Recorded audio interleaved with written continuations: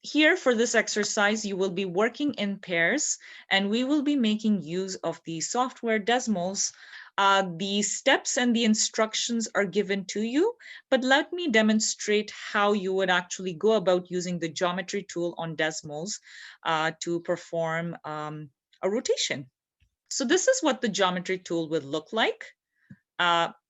Using the spanner tool on the top right hand corner, you can actually ensure to show some grids. That would make it very easy for you to create any kind of shape. And because the shape we are dealing with is a polygon, let me go ahead and draw or construct a triangle, and any random triangle. Okay, and once you're done creating the 3 points, you can click anywhere within the shape to confirm the image. Now I am going to select the tab called Transform, and we will be highlighting this shape in order to indicate to the software that we want to transform this particular shape.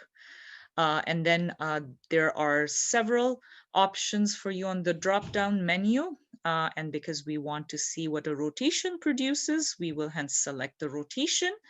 And recall that I highlighted that the center of rotation is an important point to select, and hence we will be selecting. It can be any point within the shape or outside the shape. So let's see, let's pick one of the vertices as the center of rotation.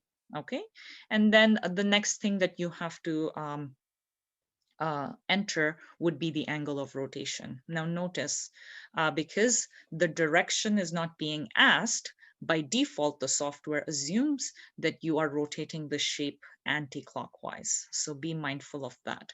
So I'm going to write down 180 degrees and let's see what that produces. Okay, and then I am going to highlight the shape again, and then select up the apply button, and notice how this shape has now rotated by 180 degrees in the anti-clockwise direction about the center of rotation, which was this point that I highlighted.